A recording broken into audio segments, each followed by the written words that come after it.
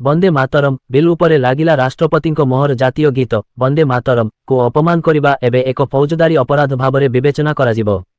ସଂସଦର ଉଭୟ ଗୃହ ଦ୍ୱାରା ଅନୁମୋଦିତ ଜାତୀୟ ସମ୍ମାନର ଅପମାନ ନିବାରଣ ସଂଶୋଧନ ବିଲ୍ 2026ରେ ରାଷ୍ଟ୍ରପତି ଦ୍ରୌପଦୀ ମୁର୍ମୁ ଆଜି ମୋହର ମାରିଛନ୍ତି।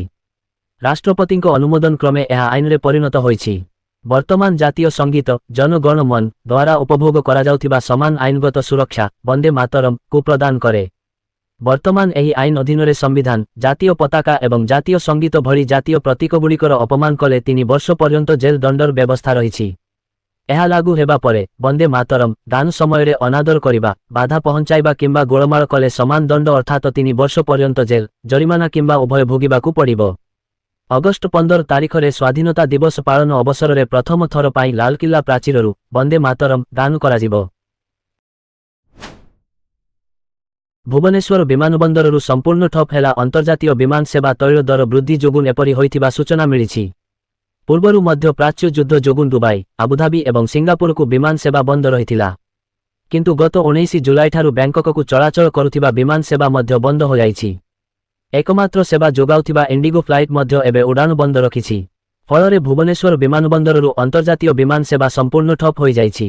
ଏହାର ପ୍ରଭାବରେ ଅନ୍ତର୍ଜାତୀୟ ଯାତ୍ରା କରୁଥିବା ଯାତ୍ରୀମାନେ ଘୋର ଅସୁବିଧାର ସମ୍ମୁଖୀନ ହେଉଛନ୍ତି।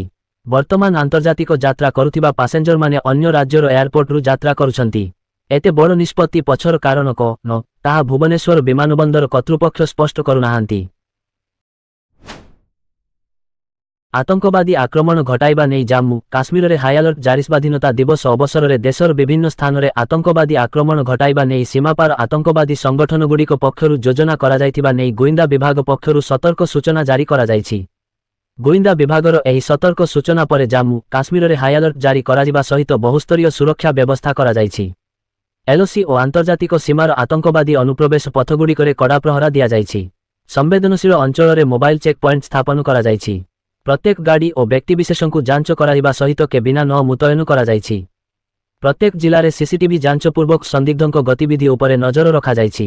ଜାମ୍ମୁ ଓ କାଶ୍ମୀରର ସମସ୍ତ ଗୁରୁତ୍ୱପୂର୍ଣ୍ଣ ସ୍ଥାନରେ ଜଳ ସ୍ଥଳ ଓ ଆକାଶମାର୍ଗରୁ ନଜର ରଖିବା ପାଇଁ ଏକ ବହୁସ୍ତରୀୟ ସୁରକ୍ଷା ଗ୍ରିଡ୍ ସକ୍ରିୟ କରାଯାଇଛି। ବନ୍ଦେ ଓ ଭାରତ ମାତା କି ଜୟ ନାରା ଦେଲେ ଡିଏ ସାଂସଦ। ସାପ୍ତାହିକ ସଂସଦୀୟ ଦଳ ବୈଠକ ମଙ୍ଗଳ ମିଳନରେ ପ୍ରଧାନମନ୍ତ୍ରୀ ନରେନ୍ଦ୍ର ମୋଦିଙ୍କୁ ତ୍ରିରଙ୍ଗା ଧରି ସ୍ୱାଗତ କରିଛନ୍ତି ଏନ୍ଡିଏ ସାଂସଦମାନେ। ମୋଦି ବୈଠକ ସ୍ଥଳରେ ପହଞ୍ଚିବା ସମୟରେ ସାଂସଦମାନେ ବନ୍ଦେ ମାତରମ୍ ଓ ଭାରତ ମାତା କି ଜୟ ନାରା ଦେଇଥିଲେ। ସଂସଦ ଲାଇବ୍ରେରୀର ଜିଏମ୍ସି ବାଲାଯୋଗୀ ଅଡିଟୋରିୟମରେ ଏହି ବୈଠକ ଅନୁଷ୍ଠିତ ହୋଇଥିଲା। ଏଥିରେ କେନ୍ଦ୍ରମନ୍ତ୍ରୀ ଏନ୍ଡିଏର ବିଭିନ୍ନ ଦଳର ନେତା ଓ ସାଂସଦମାନେ ଯୋଗ ଦେଇଥିଲେ। ବିଜେପି ସଭାପତି ନୀତିନ ନବୀନଙ୍କ ସହ କେନ୍ଦ୍ରମନ୍ତ୍ରୀ ଅମିତ ଶାହ ନିର୍ମଳା ସୀତାରମଣ ନୀତିନ ଗଡ଼କରୀ ଶିବରାଜ ସିଂହ ଚୌହାନ ଓ ଏସ୍ ଜୟଶଙ୍କର ଉପସ୍ଥିତ ଥିଲେ।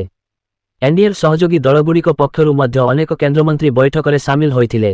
ଏଥିରେ ଜେଡିଏସ୍ର ଏଚ୍ଡି କୁମାରସ୍ୱାମୀ ଟିଡିପିର କିଞ୍ଜରାପୁ ରାମମୋହନ ନାଇଡୁ ଆର୍ଏସ୍ପି ଏର ରାମଦାସ ବନ୍ଧୁ ଆଠାୱାଲେ ଏନ୍ସିପିର ପ୍ରଫୁଲ୍ଲ ପଟେଲ ଆର୍ଏଲ୍ଏମ୍ର ଉପେନ୍ଦ୍ର କୁଶୱାହା ଓ ଏନ୍ସିପିଆଇର ଶତାବ୍ଦୀ ରାୟ ପ୍ରମୁଖ ଥିଲେ।